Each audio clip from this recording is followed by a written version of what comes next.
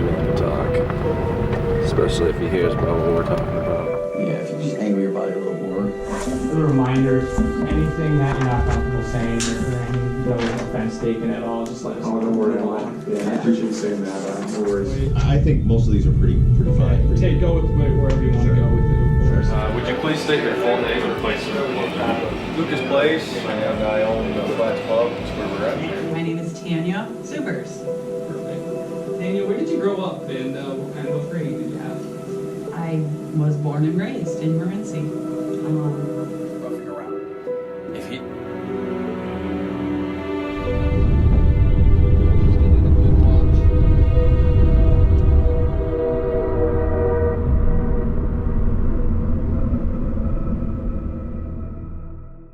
Hello, Mama.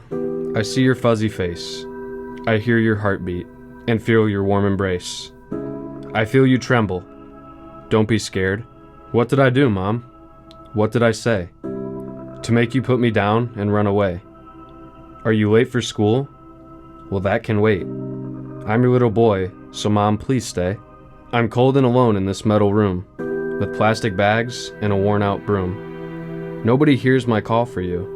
Come back, Mommy, 'cause I need you. It's my dying breath, and I see a glow. It's an angel from heaven, and he's taking me home.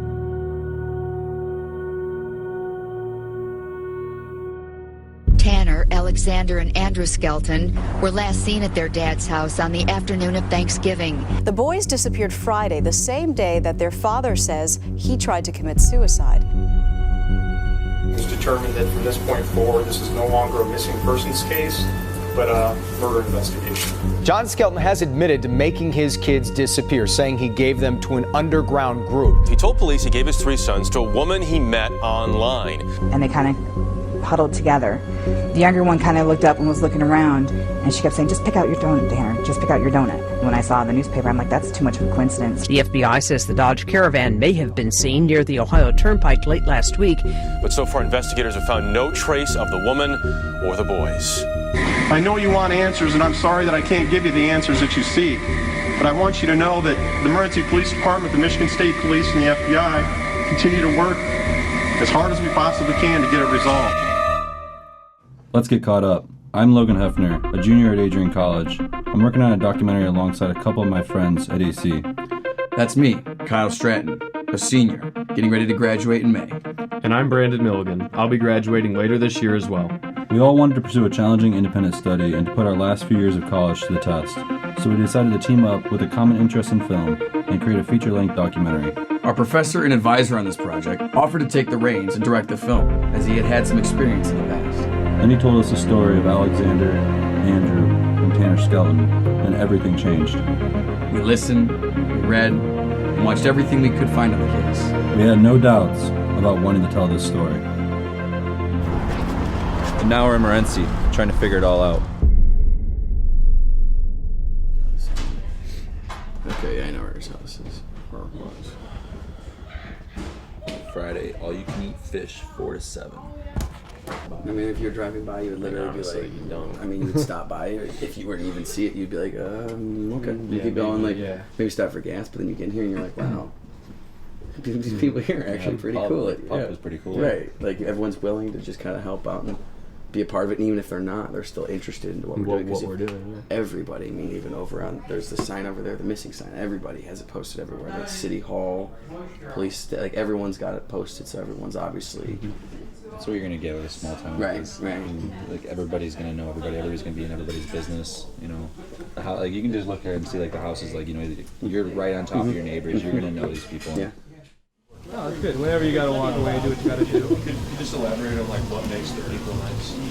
Oh, they're all, it's like a hometown, all family, very helpful with each other. Everybody seem to know each other? Yes, everyone knows each other. Yep. Just your overall opinion of the town, what the people are like. People are nice. It's a very tight community. It's a really close-knit community. Everybody knows everybody. How much are them with a pole? It's very safe. At least I feel safe. My kids can go play on the street. I don't have to worry about it. There are a lot of regulars. There are a lot of regulars. We have a lot of the same people in every day. Barney's in every day, although he probably won't talk to you about that. But every now and then there's a high-speed chase coming through town, but other than that, that's about the most exciting it is around here. We're a small, quiet town, and then we had all these people coming in. It's like, oh my goodness, well, very overwhelming. Morenci is a hard town to describe. Just 20 minutes from our campus in Adrian, Michigan, sits the town that describes itself as your first steps into pure Michigan. It's hard to describe because at first glance, or visit, with a population of just 2,200 people, it's just another small town. There is not much to distinguish it from any other in the Midwest, besides it being one of the closest to the Ohio-Michigan border. The downtown is the only street with businesses which consist of a library, a hardware store, a diner or two, a bar, subway, and everything else you'd expect to see in a town this size, like a small local fire and police department. However, Morenci has a story, and so does all of its people. In 1833, settlers first came to the area. It was slow going at first. After official incorporation in 1871, an 1872 railroad route through the area made it instantly viable. Morenci persevered from there. Morenci still boasts much of its Victorian-era charm. Look around and you'll see beautiful properties and buildings still standing from the time. And like these structures in the earliest settlers, the people are strong and resilient. It's situated in a vast part of Michigan, with lots of farming and space between cities. However, Morenci is very compact, with it being less than 10-minute walk to anywhere you may need to be in town. I think there's something to be said for people that choose to be so close together in an area where many choose to be apart. What I found about Morenci is we have a lot of folks that are striving to do good for the community. I think that's the same for every community, but I would say that they're very hardworking, and they really want to see the best for the community. The people here are different than the other places I've been in, just for the mere fact that everybody kind of knows each other. It's a pretty tight-knit community as is, and I enjoy that. And I think it's a neat characteristic of the community. I'll go places and people will ask about it, and aren't you the town where there's 3 missing boys from or whatnot, and you'll say yes, and then they'll ask a couple more questions. Do you think they'll ever be found? Those type of questions that always happen. But I can't say that this is a regular conversation that any of us ever have here in town, or at least I've ever been part of. I mean, we're trying to find. Thank you very much. We're trying to find as much as we can get out about this, and any information that we can get would help us. Right. Asking the questions that we believe to be relevant to the connection of this case and to telling this story about the boys. I think that'll be very important and a very good piece. When researching this story, we came across a lot of information. The deepest dive we found was by the work done at WDIV in Detroit. Reporter Sandra Ali had done an amazing job of featuring this case through multiple stories, including an hour-long TV special she hosted. Her co-worker, Jeremy Allen, a producer at WDIV, also created a 12-episode podcast series. He called it Shattered Black Friday, and it is what truly sold us on the story as something required further exposure through a film. My name is Sandra Ali, and I am an anchor and a reporter here at WDIV in Detroit.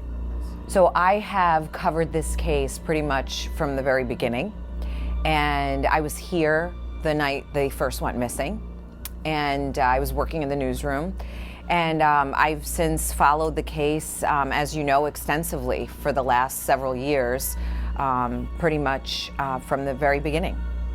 I remember when the calls came in, and I remember the intensity in the newsroom when we first got that call and first heard about the Amber Alert, and that not only was it 1 missing child, but it was 3, and they were brothers.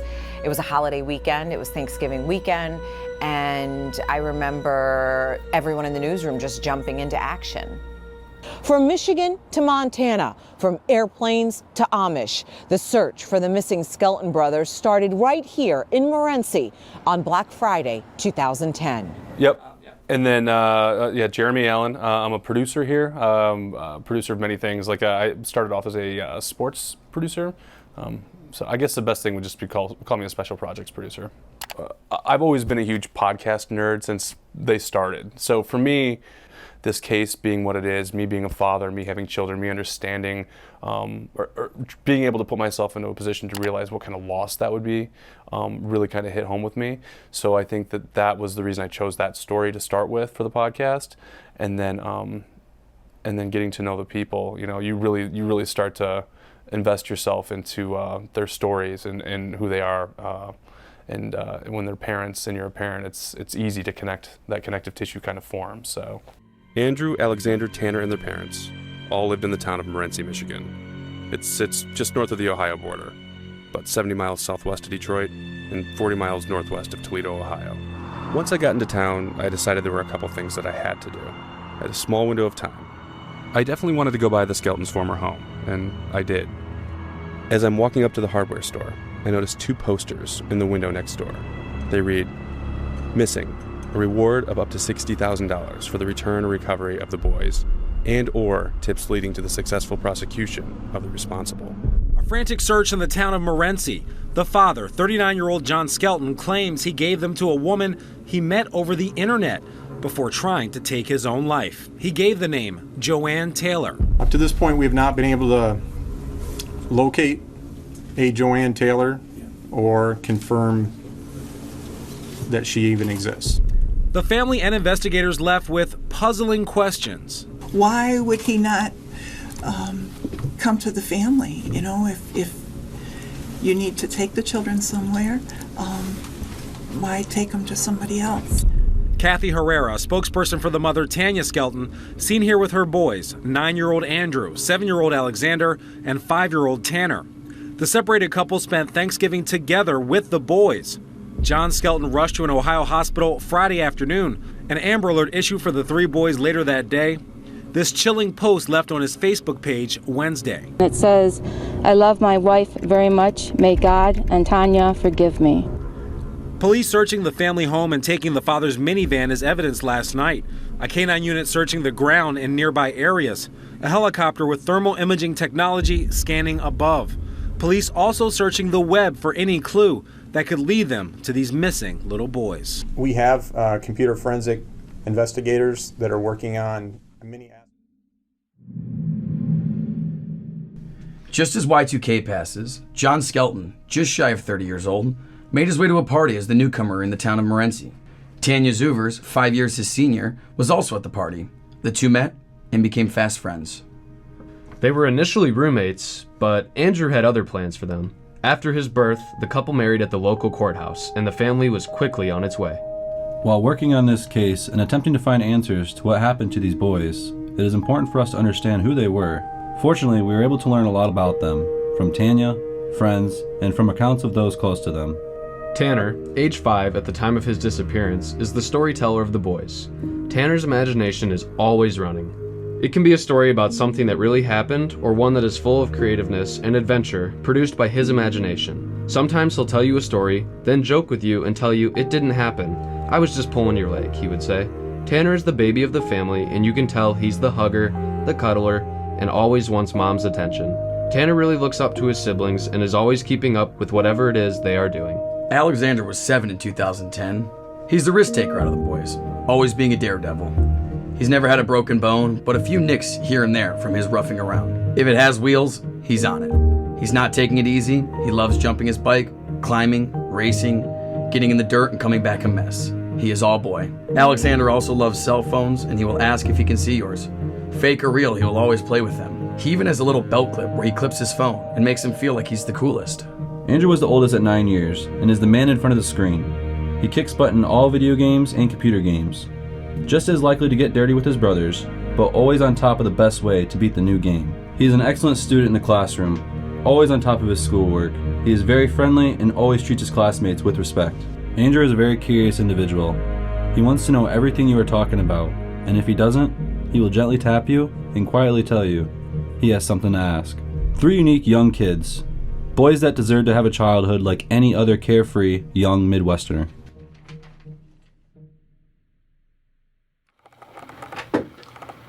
So, because this isn't like any of the other interviews we've had, I'm trying to think at it from her perspective as she's still a grieving mother. Having this interview with Tanya, it's it's important. It's important that she tells her part of the story.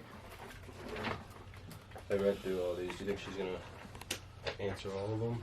I don't know. I hope so. Scoot just that way a tiny bit, Logan. If they didn't tell me they're You got this one, right? in the soundstage. So Is there a better place to do it, like the production house? Would that work or no? something to make it seem more homey? I didn't think about the production house. I just feel like it's more homey. Sure. My name is Tanya Zuvers. Perfect. Tanya, where did you grow up, and what kind of upbringing did you have? I was born and raised in Morenci. Typical small town, mom, dad. I have 3 sisters, no brothers. Pretty much, you know, church going and local, I guess, just Happy, friendly Midwest family? pretty much small town, farm town. I worked with a woman who was dating his cousin, and he was moving to town just looking for people to hang out, and they invited me over one night to play cards, and we met and just kind of hit it off and started seeing each other. And In the beginning, John was a fairly attentive parent and husband. seemed like a really nice guy, awesome dad. You know, at that time he had his youngest daughter, or his oldest daughter, with him. Had a good job, you know, was very hands-on dad, and yeah, at that time. He had had an incident when Andrew was an infant, driving truck, and the state of Michigan sends a letter, hey, you never did A, B, and C, and it took quite a while to get all of that cleared up, so he ended up losing his job. Things started to become my fault, that we didn't have money, I wouldn't get a job. Without enough work to support his family, John secluded himself in his office and began to fall deep into an obsession with computer games, specifically EverQuest. It is the adventure of quest that awaits the bold and daring. He became a reclusive and cynical person, devoted only to his online relationships. Come home, get on your computer for 10, 12, 14 hours and do role-playing games. So, and I think that helped, lose the grip on reality. There was something off about him, and I couldn't tell you what it was, why I had that feeling of him being off, you know, things being off, but I remember looking on Facebook, and his thing said, in a relationship, you know, it's the status changed to, it's complicated, and I was like, whoa, what's going on? And, you know, my sister responded to it like, wouldn't it be good to tell your wife this? Like, my sister was blindsided. And it was hard for me, you know, we have food stamps, I have state health care for my children, and I'm struggling to keep food for the boys, but he always seemed to find money to get his cigarettes, get his beer. Very much all about John. It's July 2010. John gets a job to drive a load to Florida, which happens to coincide with a high school class reunion he was hoping to attend. He goes to the reunion and has an unbelievable time. It gives John's life an instant spark. When he returns, he connects with friends on social media and tells Tanya all about it. John knew right then he was moving back to Florida. Fast forward to September 2010. John was spending even more time on the computer as usual, but now he's also on the phone a lot, which was weird.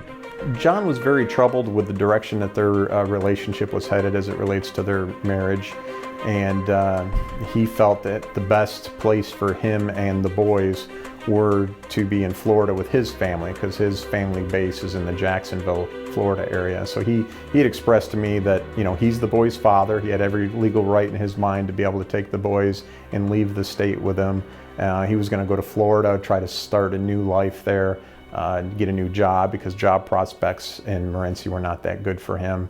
And he wanted to just leave. He was ready to start new. John would only talk about Florida at this time. Tanya would listen to him, but made it clear it would not be possible anytime soon. The boys just started school. You know, we can't just say yes and we're gone. At least in my world, in the normal world, the way I was raised. You just didn't do that. September 13th, 2010. John said he needed the van for work. He told Tanya he had to drive a quick load to Chicago and would be back by the end of the day. Without the van, Tanya's daughter brought her to Adrian to run errands. It was Tanya's birthday the next day, so the two would also get breakfast together. Come home. At that time, we still had a landline telephone in addition to our cell phones. I had a message from the school.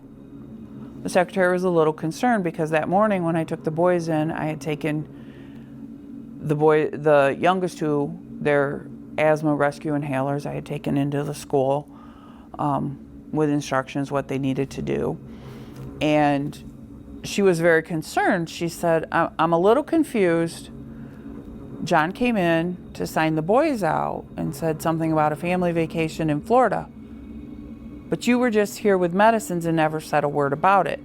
So I'm a little confused what's going on. John had planned it all out. He waited for Tanya to leave for Adrian when he went over to the school to sign the boys out. Chief Weeks was able to get a hold of John and convince him to return to Morenci and discuss the situation with Tanya in the friendly confines of the police station. Tanya contacted me after John had left with the kids and expressing some concern about what he might be doing with the boys. And we had some conversations about what had transpired prior to him leaving. He had just kind of packed up their stuff and left unexpectedly, headed to Florida. She was very concerned that he wasn't going to bring them back. I had some conversations with the prosecutor's office, and we were weighing what the appropriate action was. In the end, I had a phone conversation with John Skelton and encouraged him to at least return temporarily, sit down with Tanya, and work out some sort of resolution. Back at the police station, Tanya was eventually able to convince John to return home so they could gather the necessary paperwork to consider the boys moving down to Florida. At the same time, Tanya had her daughters travel to Adrian to file for divorce on her behalf. She knew this was her only option for securing custody of the boys. I had made phone calls. I had got an appointment with an attorney to find out what I could and couldn't do. And my girls were on their way here to Adrian to talk to that attorney on my behalf. However, it just so happened to be with the same attorney John had planned with meeting earlier that day. Back at home, John is enraged when he receives a call about the conflict of interest and loss of counsel. I don't know what the odds are. I don't know how this worked, but the phone call was from this person he was going to have this meeting with at 4 o'clock, the same attorney that I had just retained. And he come flying out of his computer room madder than a hornet. I mean to tell you, I don't even remember the words. I really don't. All I know is that Tanner was behind me. He went storming out the front door, screaming and yelling to the boys to get in the car, give me Tanner. I said, you're not taking him. And I'm trying to get in front of him, and I can't. He's ahead of me. And he gets the oldest two in the car, like less than 10 seconds before my sister would have been there to intercept the boys. He almost hit her when he was backing out of the driveway. He went out of, went to the east and took off, turned, and then it was like by the time I got my vehicle turned around and he was gone. I had no clue. It was definitely quick. Wherever he went fast to get away. At this exact same time, a Morenci police officer, on his way to serve freshly printed divorce papers, missed a speeding John by mere seconds. Then, no one could find John. He was initially still MIA the next day, Tanya's birthday, until she received a call. He let the boys call me and wish me happy birthday. And I just played, how you doing? Are you having fun? Did you see Grandma yet? No, we haven't seen Grandma. We're staying at Daddy's friend, and give the name, and we're gonna go swimming with her kids and blah, blah, blah. And I'm like, okay. Well, I knew this friend. She's one of the friends he had talked a lot about on, when he came home from this class reunion. Tanya did her own detective work and traveled down to Florida. She dealt with a brief court proceeding before agreeing to a deal that saw John traveling back to Michigan with the boys, at which time he would be required to turn the boys over to Tanya's full custody. After the whole mess in Florida, everyone would make it back to Michigan, and the boys were back at home with Mom. But John wasn't content. He wanted to know if he and Tanya could ever be the couple they once were. He's trying to get me to come for family dinners. Well, come, let's just have family dinner. Let's, just like old times. And I'm like, I'm not going to do that. That is confusing for the boys. They have a hard time understanding what's going on now anyways. The year before, when they played soccer, he might be there, he might not. He didn't make a big issue about it. But all of a sudden now, he was involved in every inch of his boys' lives. October and the better part of November 2010 had now passed, and this arrangement was working fairly well. I also had gotten myself back into school. I was going to photography school online. So I had a huge project that was due. I was trying to get finished, and the boys had been with him. So I called him and I said, hey, do you mind if the boys stay the night tonight and you get them off to school in the morning? I'm trying to get this project finished, and it has to be done by midnight, blah, blah. He's like, not a problem, I can do that. So things were starting to work between us. I was just concerned about her letting him take them when it wasn't court ordered yet, but she was confident because he was doing what he was supposed to do, so. Ma'am, could you please state when the minor children were last with you? They were last with me the Wednesday before Thanksgiving. And what happened next? At approximately 3 p.m. on that Wednesday, their father picked them up from my parents' house. I was not in town, and he took them for Thanksgiving and was to return them to my home around 3 p.m. on the Friday after Thanksgiving, and that has not happened. When things began to settle down back in Morenci, Tanya spoke to her lawyer about the upcoming divorce proceedings. Her lawyer insisted it would benefit her case if she offered John some parenting time.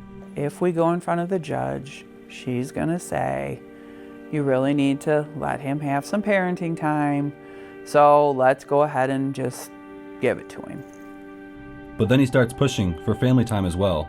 It wasn't moving towards family time, but things were looking in a positive direction as Thanksgiving approached. He kept insisting he really, he wanted family time. Wouldn't I come have supper with them? And I just had decided that I can't live this way. I was positive she would get the custody. I never doubted that whatsoever. I just felt that this is all going to work out and they're going to get to separate from him and life's going to go on and it's going to be a good thing for the four of them. They'll be able to get their lives back on track. Tanya and John had worked out the boys' schedule for the holiday. They would start at Tanya's parents' house on Wednesday, and John would pick them up from there and keep them until Friday at 3 p.m. Begin on your Thanksgiving Day. Thanksgiving and welcome to Ground Level. Memories and the thoughts of their loved ones who we all remember on this Thanksgiving holiday. Right, yeah, to work from home. Oh, yeah. Oh, the cleaner, yeah. She was cleaner rather than vinegar.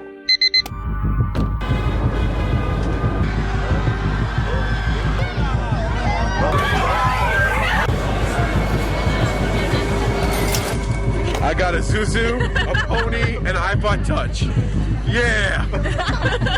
That is your very early start to Black Friday. This was seen outside Toys R Us on Monroe Street last night.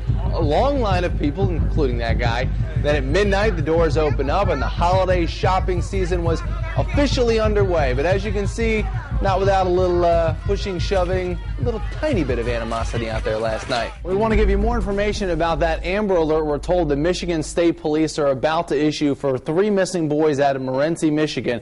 We have their photos now at this point, so if you have a look, here we go. We have Andrew Skelton. We're told he is 9 years old. Alexander Skelton, 7 years old. 5-year-old Tanner Skelton.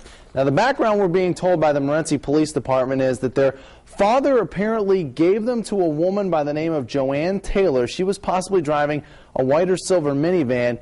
He turned those kids over the last night or this morning. The father, according to police, tried to commit suicide after turning the woman over to this woman by the name of Joanne Taylor. They understand that Joanne is married to a man by the name of Mark.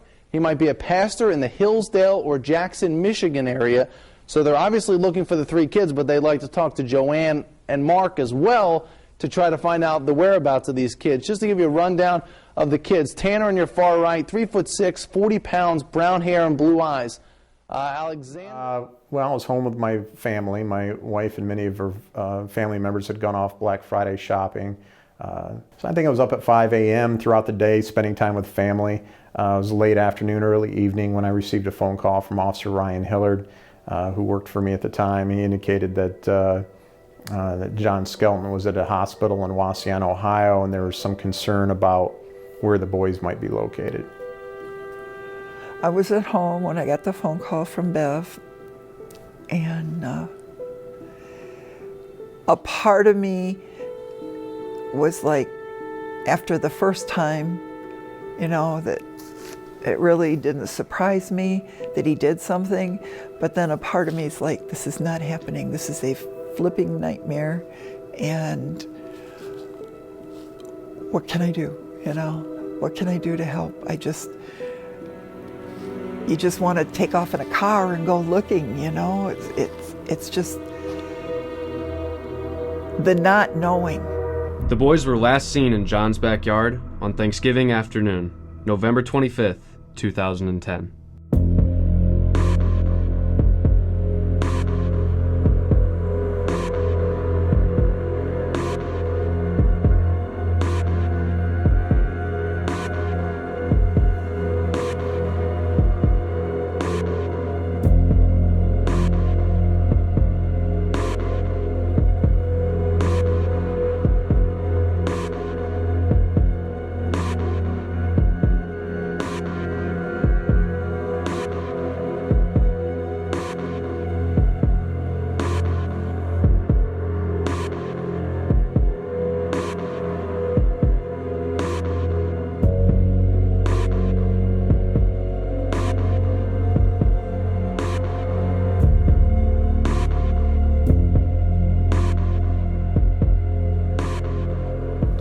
I personally didn't speak to him for some time.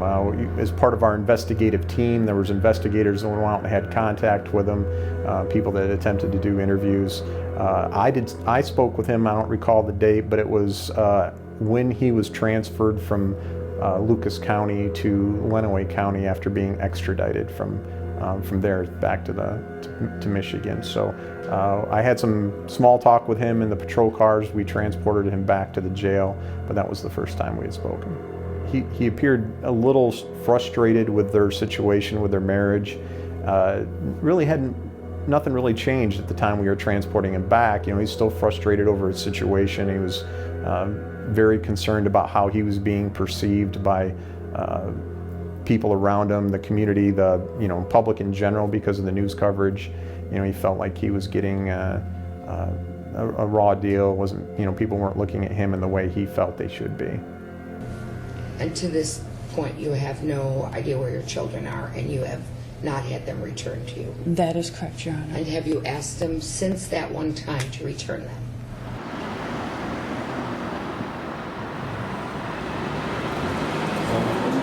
State for us your full name and current position. Certainly. Good afternoon. It is, I am Margaret Noe.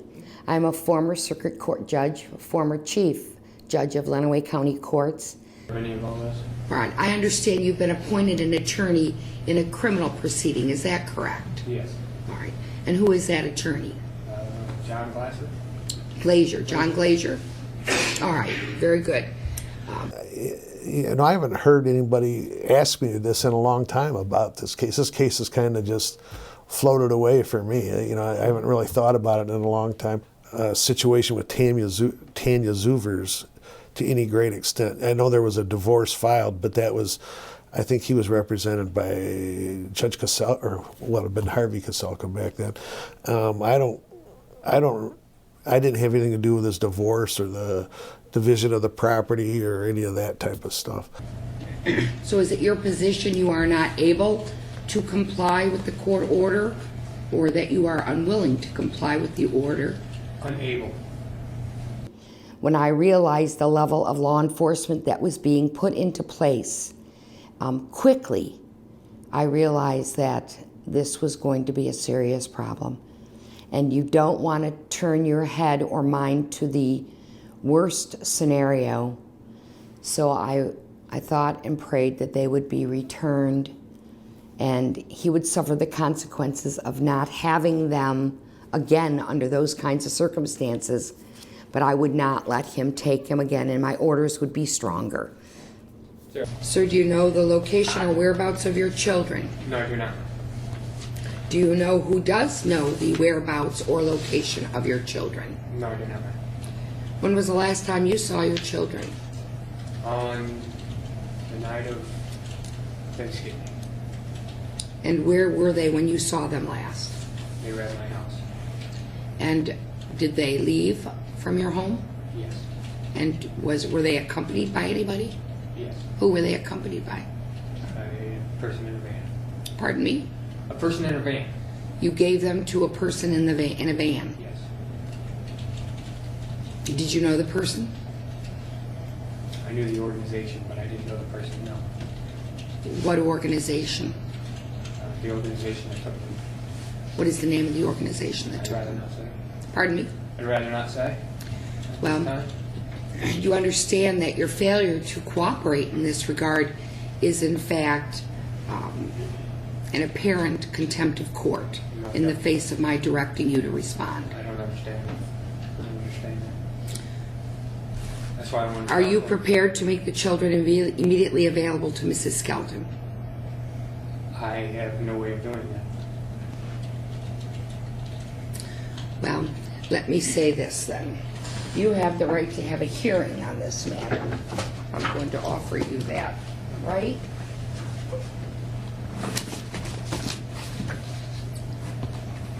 Do you understand that your failure to comply with this court's order could result in your being incarcerated until such time as you do comply with the court's order? Do you understand that? Yes. I order you held until such time as we appear for a pretrial on January 28, 2011, or until such time as you comply with the court's November 29, 2010 order to return the children. I can have 3 pieces of information if you want, don't prove it. John is tucked away from society. The public last saw him June of 2011. He was defending himself in court during his divorce hearing with Tanya. Hear those chains? That's John. He's walking to his defense table during that hearing, acting as his own lawyer. How do you know that your husband knows where the kids are at? To believe the children are safe?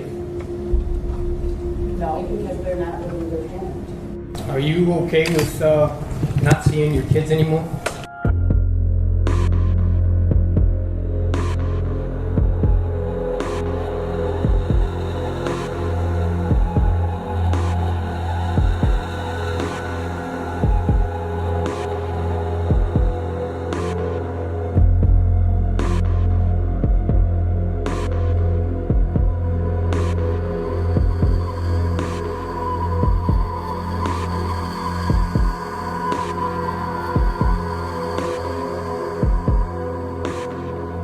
once you're charged, it's awful hard to provide too much information.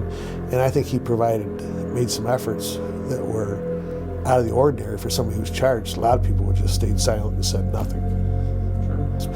I know he did talk to the police. Probably he would have done so against my or any other attorney's advice before he was ever charged with this. And he did give certain information to me that I did pass on to the police department with his permission. I said, you know, I'm going to pass some of this information on, trying to locate ways to locate the children. And I don't know what else he could do other than that to help provide information. Do you believe anything John was telling you? Oh, heck no. He's provided a ton of information. The question is how much of it is factual. I think John has told very little bits and pieces of some of the truth. He was saying what he thought people might want to hear, you know, let's just, oh, well, I did this because it was for their benefit. He really had so many stories and so many potential scenarios for the disappearance of his sons that it was ridiculous. And I think I did call it ridiculous in the courtroom. I think that I found it not only horrifying, but misleading and totally contrary to anything you would expect a parent to do in the best interest of his children. And the proceedings just wrapped up here in Lenawee County a short time ago. It was a tense and emotional day in court. The judge slapping Skelton with a 10 to 15-year sentence. You've shown no courage, you've shown no guts, you've shown no class.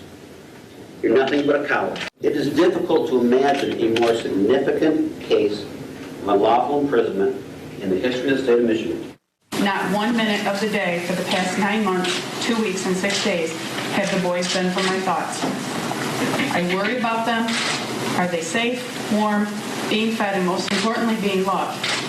My fear is that the answer to these questions are no, because no one will ever be able to love those 3 precious boys like I do. I do love my boys, and there's,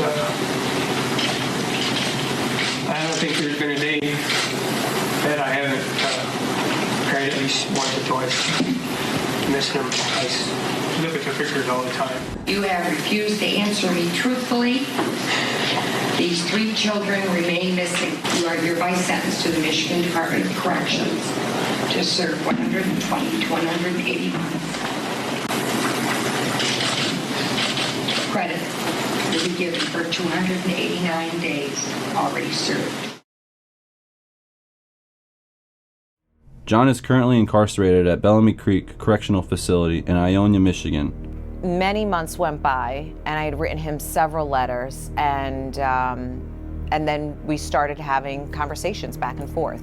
That eventually, after the better part of a year of writing letters, we started talking on the phone. John and Sandra Ali spoke at length throughout the process of the Shattered Black Friday podcast. First of all, it's the one thing that I wish I could tell everybody and put in big bold letters, turn up the volume as high as you can. I did not give my kids to anyone. I didn't give my kids away. He is serving 10 to 15 years for unlawful imprisonment. His earliest release date, according to Michigan Department of Corrections, is November 29th, 2020. Yeah, like I said, I did the wrong thing for the right reasons, the wrong way. So how would you... One of those things that at the time I was willing to pay the price, so I did. It's Detective Lieutenant Jeremy Brewer. I'm a Assistant Section Commander, the Michigan State Police Special Investigations Section here in Lansing. Well, currently I'm the lead investigator on this case. In 2013, I took this case over as John Skelton provided information to us to help find his sons. To say absolutely not would be an understatement. He has done nothing to help us. The things he has communicated to me over the years have proven to be absolutely false. John Skelton likes to tell a lot of stories. Maybe that is part of his strategy to muddy the waters and confuse some about the case. First, he said he gave the boys to a lady named Joanne Taylor. When I texted him and I spoke with him on that Friday, he indicated he had given them to a woman named Joanne Taylor. And they kind of huddled together. The younger one kind of looked up and was looking around, and she kept saying, just pick out your donut, Tanner, just pick out your donut. When I saw the newspaper, I'm like, that's too much of a coincidence. I know what to do, because we didn't know the car or license plates, and we didn't know if it could be any kind of help or not. One thing Jones did have to offer was this description of the woman who brought the boys into the store. She was about 5'5", 5'6". Like I said, she looked like she was in her 40s. She looked very, very tired, haggard. She had dark, scraggly hair that looked like it had just been dyed. The white Caucasian woman that was reported to have my grandchildren have her. She needs to put herself in, whether her name's Joanne Taylor or Mary Poppins, it doesn't matter to me. All I know is that these children are with her. I know this. You know what's so weird is, why is it that it's so hard to find Joanne? I mean, I don't know why. Why is the FBI having such a hard time finding Joanne? Well, like my dad said, it's probably a pseudonym. In your experience, from what you've heard, do you believe this mystery woman exists? I believe this story is the biggest bunch of bull I've ever heard. I'm sorry. It is. It doesn't make a darn bit of sense. Why does he call some stranger? And, oh, by the way, he can't even give the police the woman's address or phone number. He does. They have no idea how he even contacted her. He has no record on his cell phone. He has no record on his internet. It's a bogus story. Before John and Tanya got married, she was charged with 4th-degree sexual misconduct. This was back in 1998. She pleaded guilty to having sex with a 14-year-old boy. Tanya would have been into her 30s at that point. I got to know everybody involved in the case, from both sides of this equation, because there's definitely a line in the sand and there are two sides to this. And I don't really want to go into details and really talk about it, because it doesn't change the case any. It's not who I am. It doesn't define me anymore. But I had a little blip in my life back in late 90s, and I had gotten in trouble. And he took it upon himself to tell my sons that Mom had gone to prison, she'd been in jail. John would use this information against Tanya early and often when being questioned by police and the court. Because I've got a penis, I have no claim to my kids. In fact, this was his primary defense to everything that he did in regards to the disappearance. But Tanya never hid that information from John. Was there any credence to John's accusations about Tanya abusing the boys? We have found none of that. And John has brought rise to those in the days leading up to their disappearance and after, but there's certainly been no information that proves that. And at times when John has argued that, he certainly didn't take the steps that most of us would take with calling Child Protective Services and taking steps to protect his sons from any potential harm. It was his reaction more so was to allegedly turn them over to some secret organization. So it made me angry, because I knew, and everybody that knew me, everybody in town, teachers, the counselor, for crying out loud, the counselor that was seeing my boys for 3 months would have picked up day one if my children were being abused in any way, shape, or form. I mean, everyone that was close with the family was looked at very, very heavily and very in depth. And there has been nothing that the investigators at the time found, nothing that I have seen in the last almost 5.5, 6 years of investigating this case to lead me to believe that these boys were abused at all by Tanya. You know, she gets a lot of negativity because of her past, but I never doubted leaving my kids in the care of my sister. Never, not once. Did you want to get back at Tanya for everything she had done? No, just like I told you, I didn't do anything to try to hurt Tanya. I still love Tanya. It was my mom who told me I had to stop. saying that. Later, he said it was an Amish group organized by Mose Gingrich. Well, I'm not sure what I can say because of the ongoing investigation, but there is new development in the investigation. I'm hoping closer to finding, getting the boys back. Sandra shifts the conversation back to Mose, and more specifically, how John said it was Mose who was supposed to reconnect John with the kids. I mean, do you think he's going to help you? Does he know people in the Amish community? Yes, well, that's what he I guess apparently he used to do this. I don't know if he still does it or not, but he's helped people get, he's helped move people in less than legal ways. What does that mean? Like, move them to other homes? Or different cities? Yes. Okay. Kind of like like foster care? Yes. Yeah. For the next 9 weeks, they'll explore everything Los Angeles has to offer. With one thing in mind, will they return to the only life they've ever known, or choose to remain Amish in the city?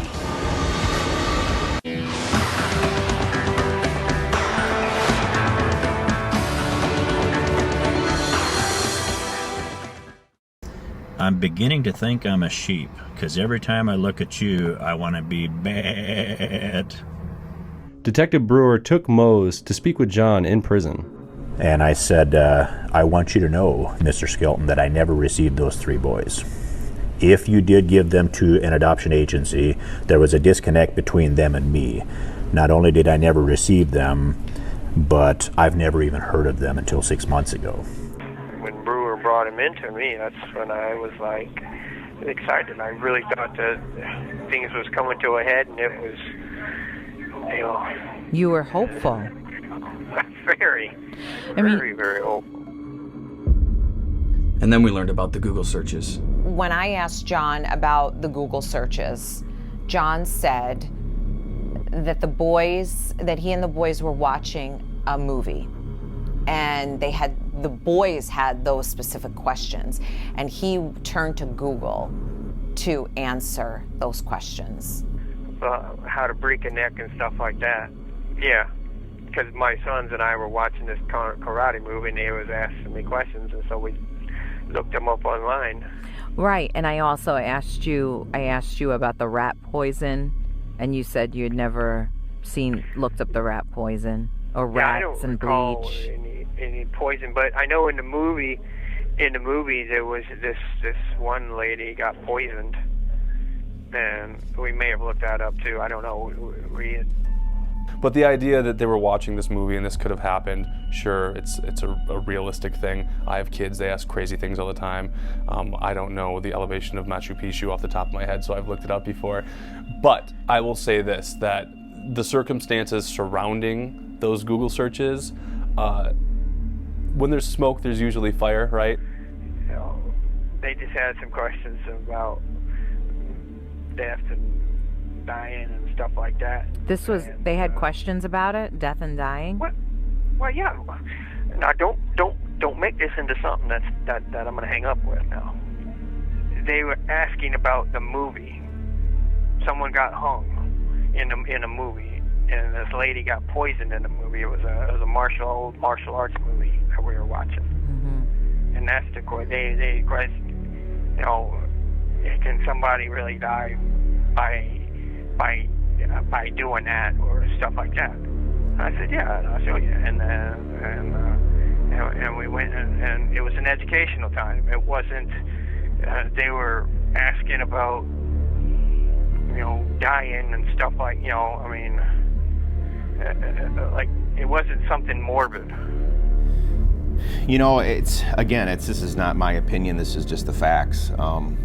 There was an alleged suicide attempt sometime after the point in which John returned to his home, the time the boys went missing, between 6:30 and 7 that morning. A couple hours after the fact, he called a family member to take him to the hospital and said he had hurt his foot, broken his ankle, a foot injury. And then later on, he disclosed that he attempted to hang himself at his residence. That suicide attempt, don't buy that one either. How do you fail to hang yourself? Almost everybody who tries to do that can do it successfully. I think that's he's pretending to be insane, so that's just his defense and starting to set up there. When we followed up on that, looking into it, it's hard to truly believe that he was truly trying to kill himself with simply the size of the rope that was used. It was nothing more than a shoelace, really. And so there was an attempt, and that was coming from John Skelton. Did he really try to do this? Makes me believe that probably not. Prior to his trip to the hospital, John made sure he had no home to return to. You know, it's been known that he destroyed everything in the house the morning of, or sometime around the time in which the boys went missing. Anything that Tanya could have gotten back, he was cutting electrical cords to televisions and lamps and lights and destroying everything in the house. And it was very disturbing to see that, but it's very typical of how he lives his life when something doesn't go his way. And so my opinion of John is one that is just one of the most narcissistic, selfish people I've ever ran across in my almost 20-year career. Everything that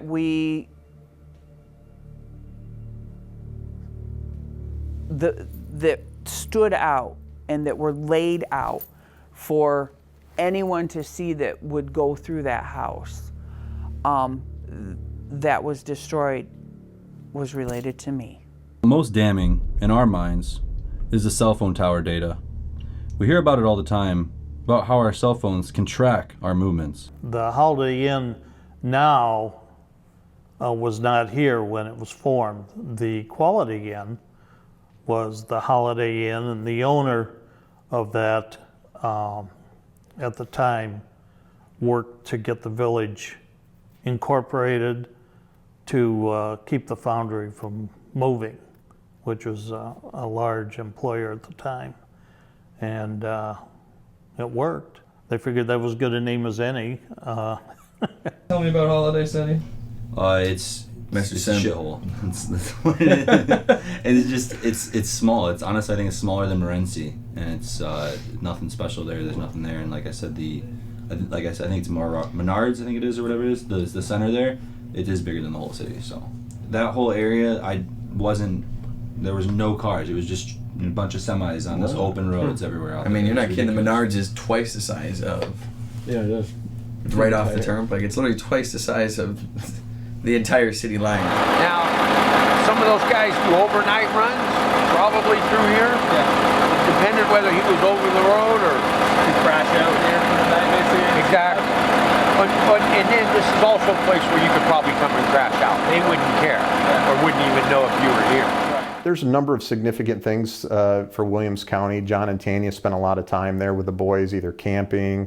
They had some personal experiences going down there as a couple to get away. They have family down in near Kunkel, Ohio, at least Tanya did.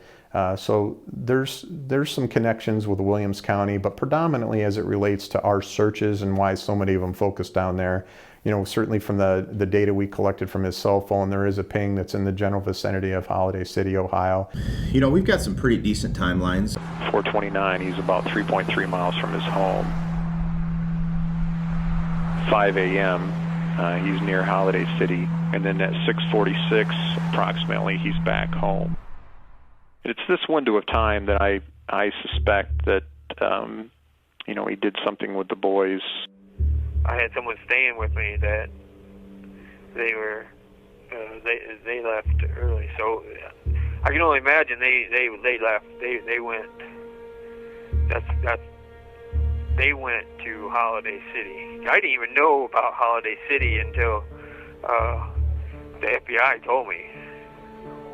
Oh, when really? I was in the hospital. Yeah, I didn't even. I thought it was weird.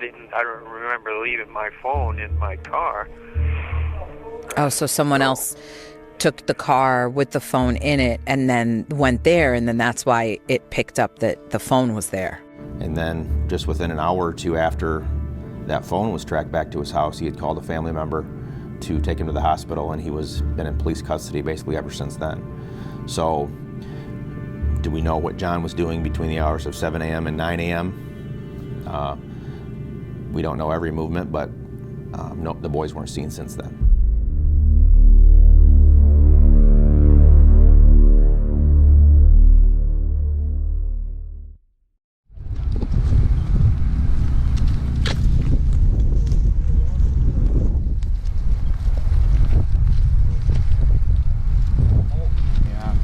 When I stopped, I put there and wanted to park the playground. I think like 4 cars go by.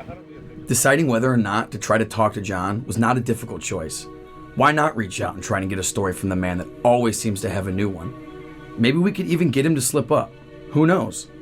However, we knew with his looming parole dates ahead, he would have absolutely nothing to gain from talking to us. And none of us are attractive women, a trait Lieutenant Brewer told us would be critical if we wanted even an iota of a chance of getting his attention. But we wrote a letter anyways, told him we'd give him a chance to tell his side of the story, and sent it off. Weeks and months passed, and we assumed we would not be speaking directly to John Skelton for this production. But then, just 24 hours after we interviewed Tanya, as if he somehow knew.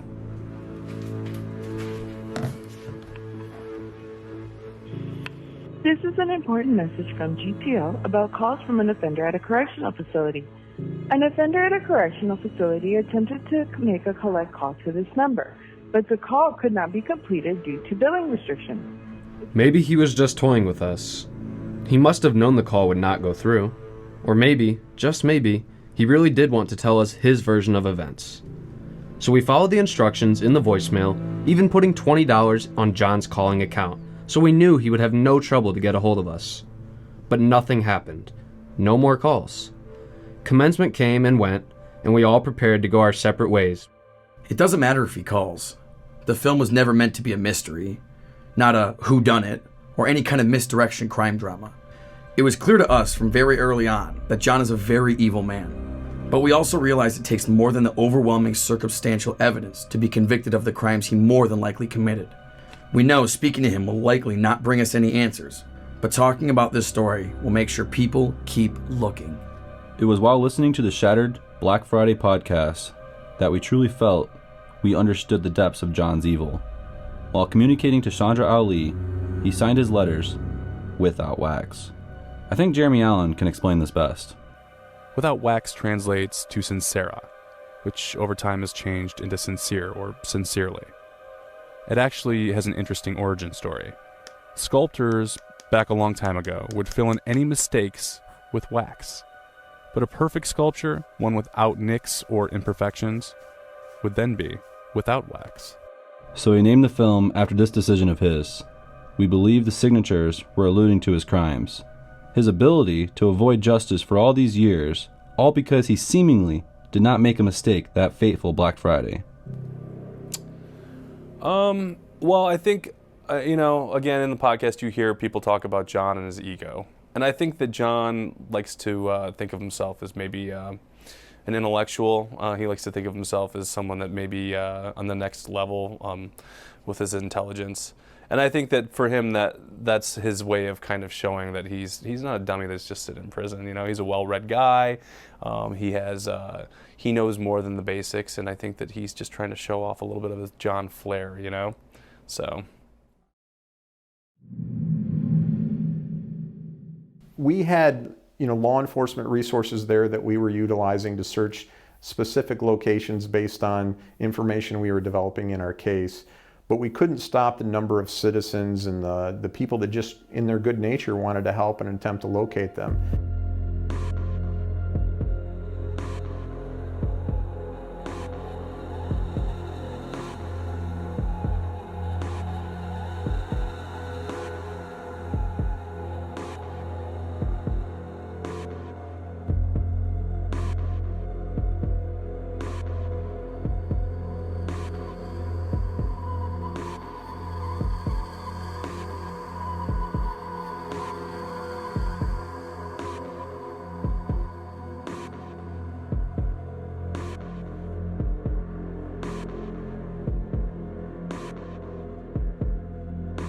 The search for Andrew, Tanner, and Alexander began immediately following the disappearance of the boys back in 2010.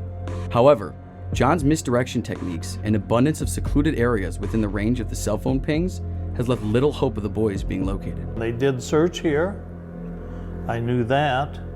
I know that they, like I said, I know that they searched a lot of areas, a lot of ponds and wooded area. There's a lot of wooded areas around here. Williams County has been searched extensively, but no trace of the boys have been found to this date. Every time we get a new piece of technology, there's new training out there, there's new things that we can, run the cell phone again, we can check the computers again, we're doing that constantly. And again, a lot of that stuff I'm not gonna comment on just because the case is still active and ongoing. But also evidence in other areas. We've got a lot of evidence with DNA that is improved. Obviously the boys are in the national database, so any DNA that's ever submitted, if it comes matching to what the boys have on file, we would get flagged immediately with that. And so there's been massive improvements in those worlds that, once we find any evidence at all relating to this case, I think we'll be able to hone in on it and hopefully bring some closure to it. Yeah, I haven't done very much. A little melancholy, and just thinking about, well, where do I go from here? What am I going to do when I get out? What's next? There's a lot of unanswered questions. Obviously, the legal system is you're innocent until proven guilty, but there are just a lot of unanswered, uncomfortable, uneasy, suspicious things that are going on involving John. Just like a bunch of the citizens and, a bunch of the people that knew about the case and that were living in Morenci at the time, they all have the same image of John. They all say the same thing. That is a possibility, I guess, that he returns to his home. You would surely think not, you would hope not, but who knows? He's still in contempt of court of an order from Judge Noe to return my sons to me as part of the custody agreement. And until he does that, in my opinion, he needs to come straight from prison to the Lenawee County Jail and sit there until he returns my sons. Well, I believe in the law, and it's my job to abide by and, as I said on the bench, enforce the law. I have to believe that if that was what was permitted for a sentence at that time, that as he concludes that sentence, unless something else were to occur, he's entitled to be free. That's really not up to me. The Lenawee County Prosecutor's Office has been fully briefed on this case, and I know Detective Lieutenant Brewer has regular contact with them and conversations about the future of this case. Could murder charges be potentially brought against John? I would say absolutely yes, they could be. Again, we present our case to the prosecutor's office, and then they will go through that to determine if we have enough circumstantial evidence or evidence to, convict him on those charges. I would say we have a lot of circumstantial evidence in this, a lot of evidence pointing to those boys not being found. No, I still believe they're safe. They're alive and they're well. I just don't know where. I hope it never happens. I hope it never happens. Easy. Yep. Fair enough. What is your opinion of John Skelton today? Same thing it was 8.5 years ago. He's a coward, and he is not a man. He's not a man. Okay, I got a question. Did you talk to Tanya after you talked to me? I did. Okay. She asked me, how it went. She asked if you came out and talked to me and everything and how it went. You haven't talked to her, right? No, I haven't, but her sister Tennille been sending me hate emails. So she's been sending you hate emails since my visit? Yeah. I wish I would have saved it. I could have printed them out and sent them to you just so you can see what she was saying. It was just terrible crap. I want answers, and I'm not afraid to get them. I'm not afraid of him. People said, aren't you afraid when he gets out? Absolutely not. I'm not afraid of him because he's a coward. He's never going to confront me. It'll never happen. I wish he would, though. I really do. Tennille has given up hope. She wants me to say, the worst, because that's what she believes. She's already consigned herself to that. It says that's you read that in her nasty grams to me. That's what she believes, and I think she's doing everybody, including the boys, into service. So, Although John had the support of his family, even his parents are beginning to question him now. Do you, you mentioned your mom. Do your parents know where the boys are? I don't believe so. I don't. Either if they have, they haven't let me know that they've gotten any information, any calls or anything like that. My dad said he's been talking to Brewer, so. Oh, he has? Yeah. He's talked to him a few times or something like that. So. He did what he felt he had to do, and that's all we have. Might not have been the best judgment, but it was a positive decision, and like I told him, I got to support you on that. Do you feel your grandsons are still? Oh yes, 100%. After talking to him, yeah, I do. I'm still doing good, drinking beer and all that other good shit. I did go up and see him. I told him I'd never come back. Oh, really? Why? Too much bullshit. Wow. How does Roxanne feel the same way about it? Yep. He's taken us down different rabbit trails, down different paths, I believe to just completely distract us, to bide him, to give him some time. And I think he wants to let the world know that he's trying to be helpful, that he has a true, genuine care about what's going on with this case. In my experience, I've conducted hundreds, if not, hundreds upon hundreds of interviews with very, very bad people. And it's very apparent to me that he has no care or concern for us being able to bring closure to this case. He knows what he did. We think we know what he did. But he's done nothing to confirm or deny or accept the fact that he did something very tragic to these boys. But you see how it's hard for other people to believe No, I don't. it. No, you don't? No, I don't. I believe they choose to, they choose to believe what they want to believe. Because I'll never give up hope, ever. I wish, in my hope and my prayer, that he would assess his conscience, revisit these events, and share his story with truth and honesty.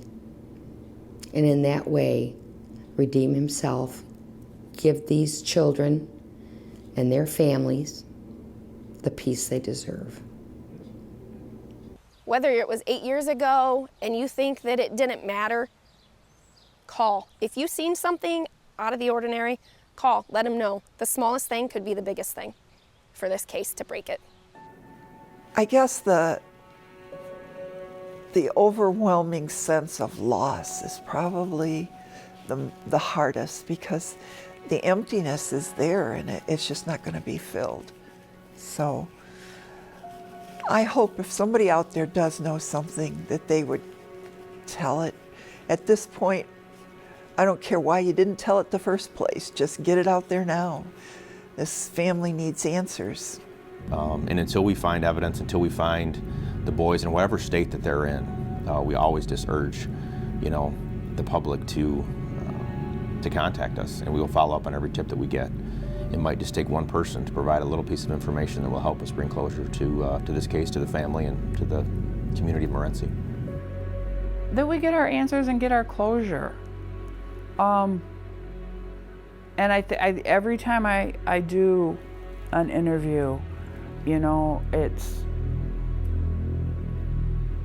if there is someone, because I believe in my heart he acted alone, but there may be someone who saw him or his vehicle somewhere, that they remember that and are able to give us a more pinpoint on the map where he went that morning. I don't know, I have this feeling that the day that I max out to walk out of here, there'll be cops to arrest me to pin something else on me. John has been sculpture-like while in prison.